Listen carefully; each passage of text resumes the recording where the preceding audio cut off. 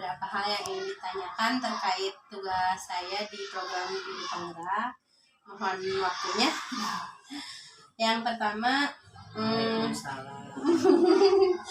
yang pertama yang ingin saya tanyakan, Ibu sebagai pimpinan di sekolah ini ya, sebagai kepala sekolah, pasti tidak luput dengan dihadapkannya pada kasus atau masalah-masalah yang kadang membuat Ibu dilema gitu. Apakah Ibu mempunyai pengalaman hal tersebut? Banyak, ada selalu contoh ada. Kasusnya seperti apa, Bu Haji? Seperti kasusnya itu seperti kalau guru pada waktu itu mau ngajar, kemudian tiba-tiba anaknya sakit yang tidak disangka-sangka.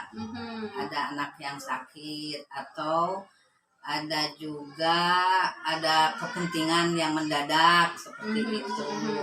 Ya betul. Ya. Jadi di situ mungkin dilemanya itu ada tugas yang harus dikerjakan, beberapa tugas dalam waktu yang sama, mungkin seperti itu ya, Bu.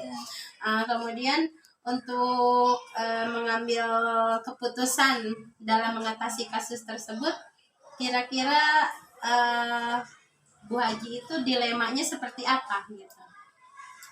Dilemanya seperti tugas harus selesai, kemudian andaikan guru itu mempunyai anak kecil sakit, anak itu harus dibawa ke dokter, atau harus, kalau yang sakit itu mesti harus cepat-cepat dibawa ke dokter, harus cepat-cepat ditangani.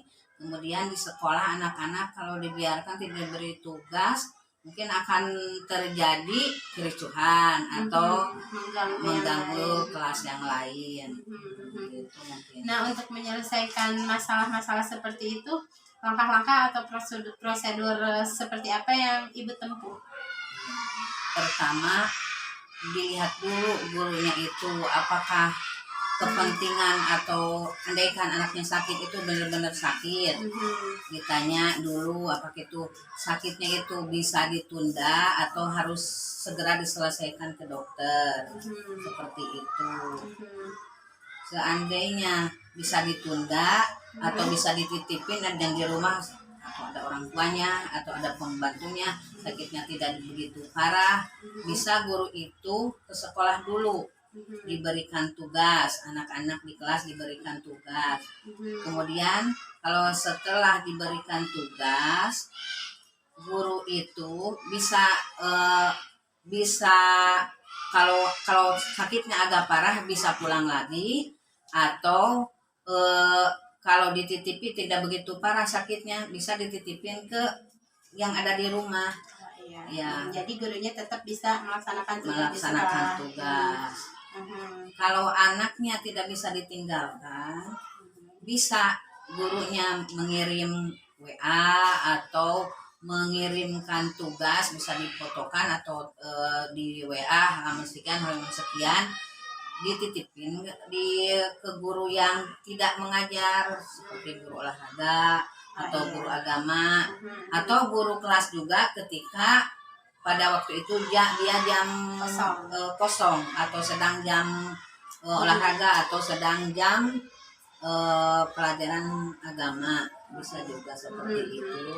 Yang penting anak bisa belajar dengan tepat sasaran, mungkin gitu, sama dengan guru kelasnya apa guru wali kelasnya kalau di SMP apa SMA-nya gitu.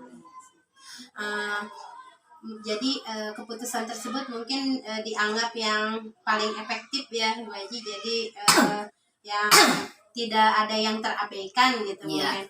Iya. Nah, untuk penyelesaian kasus seperti itu ada waktu tertentu untuk menyelesaikannya, atau diselesaikan pada saat itu juga?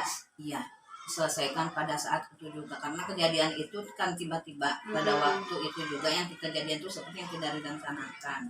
Kita diselesaikan pada waktu itu juga, karena mungkin anak-anak jam pelajaran pada waktu itu. Kemudian apakah ada pihak lain atau faktor-faktor lain yang menurut Ibu dapat mempermudah Ibu dalam mengambil keputusan? Ada banyak, yaitu guru-guru yang lain yang sedang tidak mengajar, ataupun seandainya semuanya mengajar, bisa Kalau saya ada di sekolah bisa diberikan tanyakan dulu tugasnya yang pada waktu guru yang ada kepentingan atau anaknya sakit, tanyakan dulu tugasnya, bisa saya nungguin di ruangan itu gitu. Jadi sebetulnya kejadian seperti itu bisa terjadi bukan hanya satu kali ya Bu Haji ya. Bisa. Jadi dari proses Ibu sebagai pimpinan di sekolah ini berdasarkan pengalaman menyelesaikan kasus-kasus yang melibatkan dilema atau apa ya, jadi bingung gitu, ke sana harus bagaimana, di sini harus bagaimana, itu pelajaran apa yang bisa Ibu petik gitu dari kasus tersebut? Yaitu mungkin satu, kita harus menindaklanjuti karena itu kebutuhan yang tiba-tiba harus menindaklanjuti dengan adil. Kemudian diberi kesempatan kepada guru-guru yang lain untuk berbuat kebaikan, toleransi teman atau kebersamaan gitu. Kemudian yang guru yang ada kepentingan itu bisa diselesaikan dengan baik, tetapi dia tenang menyelesaikan karena di sekolah ada yang menangani gitu. Mungkin cukup Bu Haji, terima kasih atas waktunya, sudah diganggu, mudah-mudahan bisa menjadi pelajaran buat saya. Terima kasih. Assalamualaikum warahmatullahi wabarakatuh. Waalaikumsalam warahmatullahi wabarakatuh.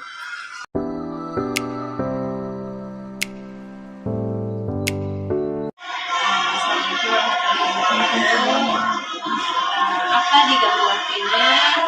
Saya kebetulan ada tugas dari program pendidikan mewawancari Bapak sebagai seorang pimpinan di sebuah organisasi profesi ya Pak ya, sebagai ketua forum honorer. Nah ini ada beberapa yang perlu ditanyakan.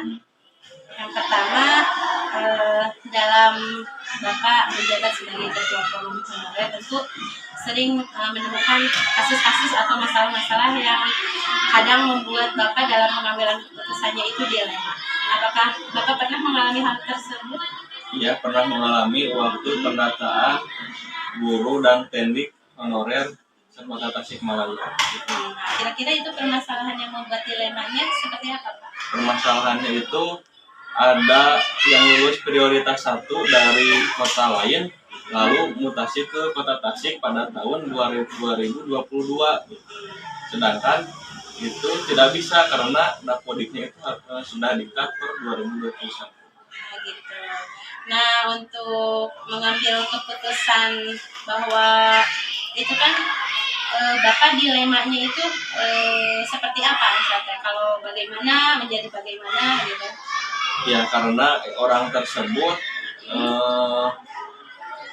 ingin segera memasukkan datanya ke pendataan data BKD di Kota Tasik, sedangkan Kota Tasik itu hanya menerima orang yang honorernya di Kota Tasik per 31 Desember 2021. Jadi kalau misalkan dimasukkan juga tidak bisa, kalau tidak dimasukkan juga karena dia sudah lulus prioritas 1. Kemudian untuk akhirnya pengambilan keputusan bahwa dia itu ikut dimasukkan atau tidak dimasukkan gitu, Bapak menempuh langkah-langkah seperti apa? Langkah-langkahnya yang pertama itu pendekatan persuasif, jadi supaya beliau tidak emosi gitu kan, terus menjelaskan juknis yang ada ketika pendataan tersebut. Pada akhirnya diputuskannya seperti apa? Diputuskannya tidak dimasukkan pendataan waktu itu karena waktu konsultasi ke Dinas Pendidikan dan BKD juga tidak boleh dimasukkan. Jadi itu mungkin memberikan penjelasan tentang juknis itu dianggap suatu hal yang efektif dalam proses pengambilan keputusan. Kemudian untuk pengambilan keputusan tersebut, apakah langsung pada waktu Bapak menemukan kasus atau ada jeda waktu untuk memikirkan keputusan yang akan diambil? Waktu itu langsung waktu ada kasus, karena waktu pendataan itu di kolom inputan yang dari BKD ada kolom tentang bekerja di instansi Kota Tasikmalaya. Jadi hanya di Kota Tasikmalaya, tidak di instansi kota lain dan kabupaten lain. Sudah terlihat ya.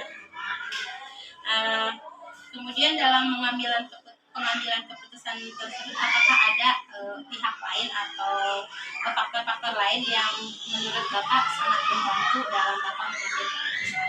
Ya, sangat membantu itu mungkin dari kepegawaian Dinas Pendidikan menjadi bahan referensi, dan dari BKD juga. Ada pemberian penjelasan.